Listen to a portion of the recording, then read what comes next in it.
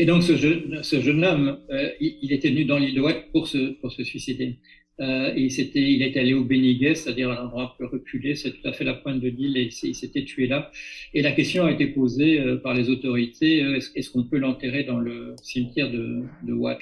Et les Wattais ont dit non, absolument pas, c'est un étranger. Et c'est un tout petit cimetière, encore à l'ancienne, à côté de l'église. Et donc, voilà, les Wattais avaient réagi comme ça. Et au moment où moi j'arrive, quelques jours après, véritablement, je ne sais pas, 2 ou 3 jours après, il y a une catastrophe dans l'île, c'est que le dirigeant de la coopérative locale, Claude Leroux, se noie. Il se noie en mer pendant la pêche. Bon, alors si je me faisais des illusions sur le côté dangereux ou non de la pêche, voilà, j'étais désillusionné sur le coup tout de suite.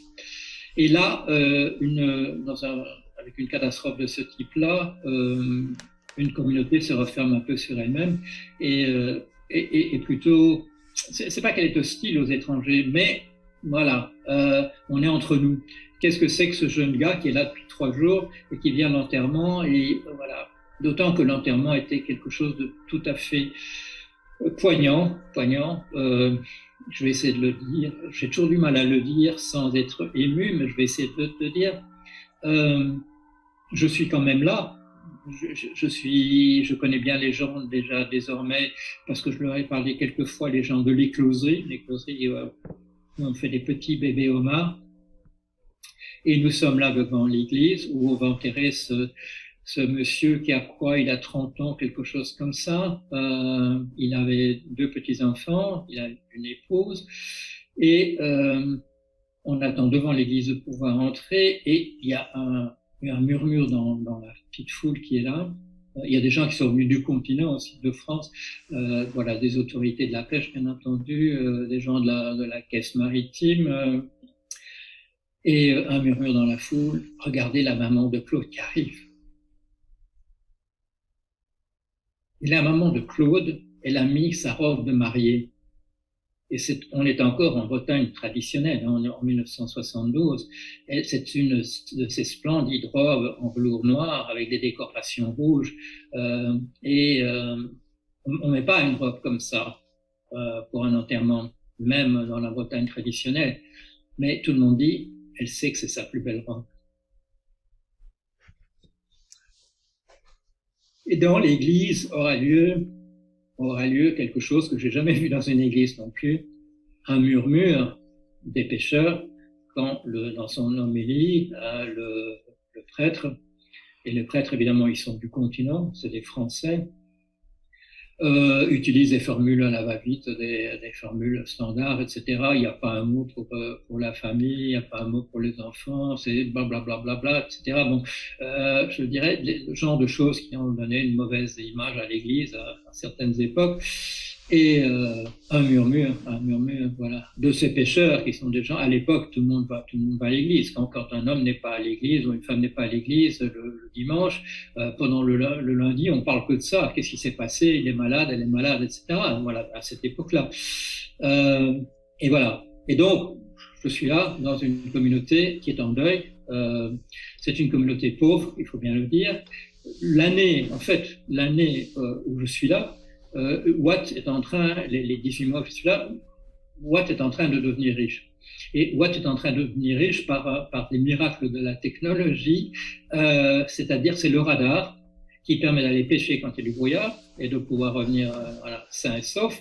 Et le sonar qui permet de voir s'il y a du poisson ou non en dessous du bateau. Sinon, pour savoir s'il y avait du poisson, il fallait regarder les oiseaux. Il fallait regarder, essayer les oiseaux piquer sur l'eau pour voir, pour attraper du poisson qui arrive en surface. Sinon, à part les oiseaux, il n'y avait pas grand-chose comme, ou alors la couleur de l'eau. Voilà. Alors il y a des jours où on sort et on dit avec cette couleur-là, bon, il n'y aura pas de poisson, et ainsi de suite. Mais le sonar permet de voir s'il y a qui est une sorte de radar, bien entendu, de voir s'il y a du poisson en dessous. Et le radar permet de voir le paysage sur un écran et donc de pouvoir rentrer au port sans difficulté. Et ça, il va y avoir un basculement. Parce qu'au moment où je suis là, à l'île de Watt, qu'on commence à, je dis, voilà, je suis mousse. Voilà, je suis mousse. J'ai pas l'âge pour être mousse. On est mousse à 14 ou 15 ans. Moi, je suis mousse à 26 ans. Mais bon, voilà, ça arrange parce que parfois il y a des bateaux où il y a que deux hommes et le jeune doit aller pour une visite médicale ou il doit faire une course sur le continent. Et j'ai dit voilà quand c'est comme ça qu'on me prenne moi et je vais sur d'autres équipages parce qu'il y a en particulier celui qui sera maire à Watt un peu plus tard me prend en amitié. Joseph Le Yarrick, il est mort il y a quelques années. Je l'ai vu dans ses derniers jours à l'hôpital de Vannes. Il avait 90 et des ans. Il fait partie des 3 pêcheurs qui m'ont véritablement appris à pêcher. Et donc, ce Joseph Le Yarrick, il me prend en amitié. Et c'est lui qui me donne le surnom que j'aurai par la suite. Je lui avais expliqué ce que j'allais faire. Il savait pas trop ce que c'était l'anthropologie, mais il avait un nom pour ce que fait. Pour qui est ce genre de personne? Le philosophe. Voilà. C'est un philosophe qui fait ça, d'essayer de comprendre le genre humain de manière globale et ainsi de suite, en allant vivre avec les gens. Et ben voilà, j'ai un surnom, le philosophe. C'est un beau surnom que je ne renie pas. Pour un pêcheur, c'est assez inhabituel. Et bon, quand on dit voilà, c'est le philosophe, les autres pêcheurs disent c'est pas un pêcheur tout à fait comme les autres. Mais voilà, et j'apprends le métier, oui, comme un jeune de 14 ou 15 ans en fait, parce que c'est un métier, et ça dans le livre que je ferai par la suite, La transmission des savoirs, avec Geneviève Delbos, c'est pas un savoir qu'on apprend véritablement à l'école. Il y a des écoles d'apprentissage maritime où on apprend voilà, à naviguer, à lire une carte, et des tas de choses intéressantes. On apprend de la physique, de la chimie, on apprend un peu d'anglais. Mais le métier à proprement parler, c'est sur un bateau qu'on l'apprend. On peut pas apprendre sur des bancs à pêcher. La sensation que ça fait dans vos mains un turbo la première fois que vous le saisissez, c'est-à-dire qu'en fait, il va casser vos doigts si vous ne faites pas attention. Ça, on vous lit pas à l'école. On devrait peut-être, mais voilà. Ou alors, comme ce vieux pêcheur qui, j'ai eu l'occasion par la suite un jour, là on est plus tard, on est en 81, on me dit, il y a encore un pêcheur au Croisic, et Croisic, donc c'est en Loire-Atlantique, c'est un peu plus bas sur la carte.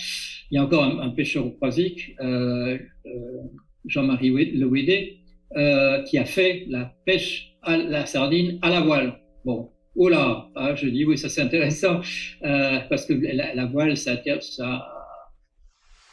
les derniers bateaux qui ont fait la pêche à la voile, c'est dans les années 20, voilà. Et lui, il avait fait la pêche à la voile. Il avait commencé en 14, si j'ai bon souvenir. Et je rencontre donc Jean-Marie Le Ouédé, et il me confie ses carnets de pêche de l'époque. Voilà. Et c'est ça.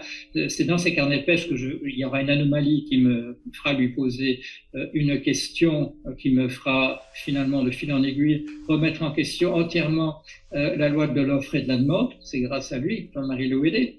Jean-Marie Le Ouédé, quand je le quitte pour la dernière fois en disant voilà, bon, on a un peu épuisé nos conversations, est-ce qu'il y a quelque chose, un savoir véritablement à transmettre aux jeunes? Et j'ai repensé l'autre jour, je vais vous dire pourquoi. Il dit oui. Quand tu es dans l'œil de la tempête, il faut faire passer la voile de l'autre côté. Sinon, quand le vent repart, le bateau chavire, parce que le vent va s'engouffrer du mauvais côté et le bateau va chavirer. Et j'ai repensé l'autre jour parce qu'il y a une vidéo de l'arrivée de la tempête Ida quelque part en Louisiane, et j'avais jamais vu ça. la vitesse à laquelle on passe du calme absolu, d'être dans l'œil du cyclone, à se trouver dans le vent le plus violent. Et c'est instantané. Il n'y a pas de progression, aucune progression. C'est calme, c'est calme, c'est calme, c'est calme, et tout à coup, pouf. Et voilà ce qu'il m'avait dit comme la chose qu'il fallait transmettre. Il me le dit 60 ans après qu'il n'y ait plus de pêche à la voile. C'est un savoir qui ne servait absolument à rien, mais il avait retenu que s'il fallait bien transmettre quelque chose, c'était ça, parce que c'était une question de vie ou de mort. Et ça, je l'ai compris finalement dans cette vidéo il y a quelques jours en voyant la brutalité effectivement du passage d'un côté à l'autre. C'est un vent en fait très très fort qui vient tout à coup. Et si la voile n'est pas du bon côté, c'est vrai, le bateau chavire. Bateau à la voile, bien entendu. Bon. Maintenant, il y a, sur ces bateaux de pêche, il y a parfois une trinquette à l'arrière, encore que ça disparaisse aussi, qui permettent, voilà, quand le bateau est en panne, de rester quand même bout au vent, ce qui n'est pas une mauvaise chose. Et donc voilà, je deviens un bon pêcheur au point qu'au bout d'un an, il y a d'autres pêcheurs qui me disent il faudrait quand même que tu achètes ton bateau à toi, tu sais comment il faut faire, etc., etc. Et ça, c'est formidable aussi. Ça, c'est bon, l'observation participante. Quand on vous dit il faut que tu achètes le matériel pour rester là et faire le métier parce que tu sais comment le faire, c'est important. L'autre chose qui est importante aussi, c'est quand on surprend deux femmes qui disent l'une à l'autre ton beau-fils et que ton beau-fils c'est moi. Là, on a l'impression qu'on est intégré aussi. Et par rapport à ce jeune homme là qui se suicide, là il y a aussi une très très belle une très belle chose. C'est un jour où je me trouve en mer avec un pêcheur. C'est un petit bateau, c'est un tout petit ligneur. C'est pas un caseilleur comme les autres plus grands. C'est un ligneur. C'est un bateau où on est deux. Et on est en mer et il y a une tempête extraordinaire. Et en fait, on est un peu là, je dirais, par bravade, parce que le pêcheur me dira après, je suis surtout sorti ce jour-là parce que je voyais que les autres faisaient demi-tour. C'était pour montrer que j'étais le meilleur. Bon. Et donc, on est là à faire des choses assez dangereuses. Et à un moment donné, il me dit, et il fait allusion aux jeunes qui s'étaient suicidés. Il dit, s'il devait arriver quelque chose, s'il devait nous arriver aujourd'hui quelque chose, je suis sûr qu'on fera un peu de place pour toi au cimetière. Et bon, c'est un propos vraiment véritablement lugubre et sinistre, mais j'avais compris aussi ce qu'il voulait dire. Il voulait dire, toi tu es un et l'autre et on te garderait ici. Ouais. Une autre chose aussi, et là c'est comme une initiation, bien entendu. Quand vous n'avez pas l'âge, moi j'ai 10 ans de trop pour faire ce métier d'être un apprenti sur un bateau. Et là aussi, là on est un peu plus, on n'est pas au premier mois où je suis là, on est peut-être en mars ou avril, alors que je suis arrivé en février. Et là on est sur le port et puis il y a un bateau qui rentre pas. Et on se dit, bon, quand ça se fait que Jean Perron ne rentre pas, et tout à coup, on voit une fusée de détresse. La mer était pas mauvaise. Bon, il y avait force 4, force 5. Bon, c'était pas le calme absolu. Enfin, c'était pas la tempête. Et, là, on voit une fusée de détresse. Tout de suite, ceux qui sont là sur le port, qu'est-ce qui vient? Voilà. Et je dis, je viens. Et là, tous les regards, qui sont quoi? Ils sont une demi-douzaine. Tous les regards se tournent vers moi et il y a un tout petit moment d'hésitation en se disant qu'est-ce que c'est? Bon, c'est un étudiant, il est là depuis un philosophe, il est là depuis 3 mois. Et là aussi, bon, comme l'histoire du cimetière, on me dit allez oui, tu viens. Bon. Mais fais attention, hein, attention, parce qu'on me traite comme un mousset, c'est-à-dire qu'on m'engueulera, on oubliera tout à fait. Si le bateau il se passe quelque chose qu'il faut pas, on m'engueulera, on pensera pas au fait que je suis philosophe, on pensera surtout au fait que je suis un mousse qui fait des choses dangereuses. Voilà, et ça se passe bien, mais là aussi, c'est l'intégration. Il y a des choses importantes par rapport à cette idée d'observation participante, parce que beaucoup de mes collègues, je l'ai vu surtout à l'époque où je suis où je fais partie à Cambridge du Writing Up Seminar. C'est un séminaire qu'on a les étudiants d'anthropologie, on a ça une fois par semaine, on se réunit et on se pose des questions sur l'avancement de notre thèse en anthropologie. Et on est quand même assez nombreux, c'est un gros département d'anthropologie, c'est un des meilleurs et des plus gros du monde. On doit être une douzaine, une quinzaine. Et de la même manière qu'il y a des gens qui ratent leur analyse, en psychanalyse, il y a des gens qui ratent, il faut bien le dire, qui ratent entièrement leur terrain et qui se trouvent parfois avec des choses pratiquement inutilisables. Moi, je sais, moi, j'ai mon expérience de Watt, je connais l'histoire du cimetière, je connais l'histoire de la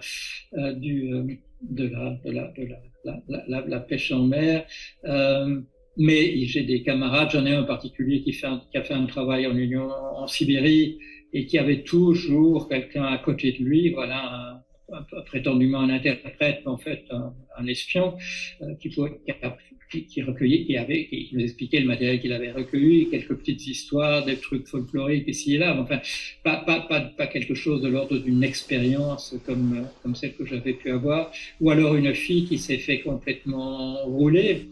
Elle arrive dans une île d'Indonésie, et là, tout de suite, elle est adoptée par une des familles riches parce que voilà, on va la parader comme une jeune américaine. En fait, elle était américaine, elle n'était pas anglaise. Et voilà. Et donc, elle fait tout un terrain, mais son tout terrain, c'est simplement d'avoir été une sorte de poupée pour une famille de sultans dans une île. Elle aura vu comment ça se passe chez des gens qui sont absolument pas représentatifs de cette société. Pour mon terrain à Watt, il y a un petit problème qui se posera quand même, parce qu'on ne fait pas, à l'époque, on ne fait pas de l'anthropologie chez soi. Il y a des gens qui font de l'anthropologie chez eux, sont les Américains des États-Unis, voilà, parce qu'ils étudient des Indiens, voilà, essentiellement. Pour eux, ils travaillent plus ou moins pour le Bureau of Indian Affairs, et donc ils ne quittent pas les frontières de leur pays, mais ils travaillent sur des populations amérindiennes. Sinon, dans les autres pays, on fait pas ça. Si on étudie la France, tout le monde vous dira, vous êtes folkloriste. C'est comme ça qu'on appelle les gens qui étudient les aspects les plus traditionnels de votre société. Mais il y a une pionnière que j'ai rencontrée au séminaire de Lévi-Strauss. Et ça, ça a quand même été, ça a été un petit peu la consternation. Jeanne Favre-Sada arrive, elle est invitée par Lévi-Strauss parce qu'il sait qu'elle fait du terrain dans le bocage et qu'elle a déjà une réputation, en fait, comme sociologue de l'Algérie. Et elle nous explique, là, au Collège de France, elle nous explique la chose suivante, elle ne part pas du terrain du tout. Elle dit, je vais vous expliquer comment je suis devenue sorcière dans le bocage. C'est très simple.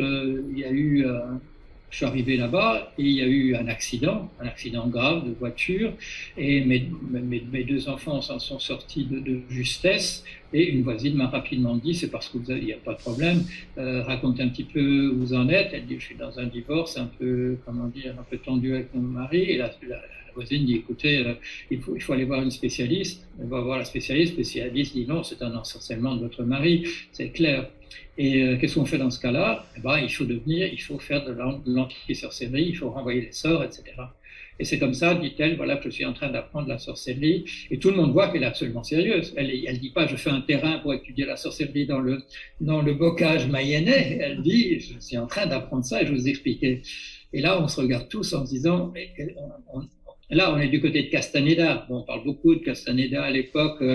Est-ce que Castaneda a vraiment existé? Est-ce qu'il a vraiment été étudiant à UCLA? Est-ce qu'il y a vraiment un Don Juan? Est-ce que un de mes fils me demandera, quand il a 12-13 ans, qui est passionné par Castaneda, est-ce que tu crois qu'il a vraiment volé? Bon, et là, j'explique bien l'anthropologie à mon fils et je lui dis, mais je ne vais pas te donner la réponse parce que ça, c'est une réponse que tu dois trouver tout seul, savoir s'il a vraiment volé ou non. Voilà, c'est le genre de choses qu'il faut faire avec ses enfants. Parfois, pas leur donner des réponses toutes faites. C'est pas parce que j'hésitais. Je ne crois pas qu'on puisse voler un être humain, mais Castaneda en même temps. Alors que à UCLA, manifestement, j'ai été lié à l'Université de Californie à Los Angeles par la suite. Personne n'a de souvenir de son passage, alors qu'apparemment, il a quand même été inscrit, mais il n'est probablement pas venu beaucoup au cours, et il a sans doute rencontré effectivement quelqu'un qui lui a raconté la plupart des choses qu'il a racontées, du moins dans les premiers livres et par la suite. Mais pour beaucoup de personnes, Castaneda, c'est encore, voilà, l'anthropologue qui fait bien son métier, c'est quand même Castaneda, il a laissé une trace. Et donc, voilà, il y a une personne avant moi qui fait du terrain en France dans une société traditionnelle, mais c'est pas comme ça. Ça se passe juste quelques années avant de. Elle commence, elle est au séminaire de Lévi-Strauss en 69-70, donc voilà. Et moi, je commence mon terrain donc en 73, mais je vais défendre l'idée que c'est un travail d'anthropologie de type absolument classique. Et je vais avoir la possibilité de le faire. D'abord, c'est une société très traditionnelle en réalité. Je vais découvrir quand je fais des généalogies, je vais découvrir quelque chose de tout à fait inattendu. Il y a 2 périodes de l'année où il n'y a pas d'enfants qui naissent, 2 périodes, voilà, dont on pourra déterminer par la suite que ce sont des périodes de 40 jours. Pourquoi? Parce que je tombe après dans un bouquin de démographe sur un truc qu'on appelle la démographie d'Ancien Régime. Et la démographie d'Ancien Régime, c'est une démographie où il y a effectivement 2 périodes dans l'année où il n'y a pas de naissance, parce qu'il y a une interdiction des relations sexuelles pendant Carême, les 40 jours avant Pâques, et pendant l'Avent, qui est moins connu, l'Avent AVENT, qui sont les 40 jours avant Noël. Pas de relations sexuelles pendant ce période. Et je suis à l'île de Watt en 72, j'ai des données qui remontent jusqu'à à peu près 1850-1860, et quelque chose qui a disparu en France, on considère qu'il a disparu avec la Révolution partout, donc à partir de 1789, à l'île de Watt en 72, ça existe toujours, 72, 73, pardon, en 73, 74, ça existe toujours, c'est toujours là. J'ai bien affaire à une société très traditionnelle. Il y a un maire, mais il n'y a pas de registres municipaux.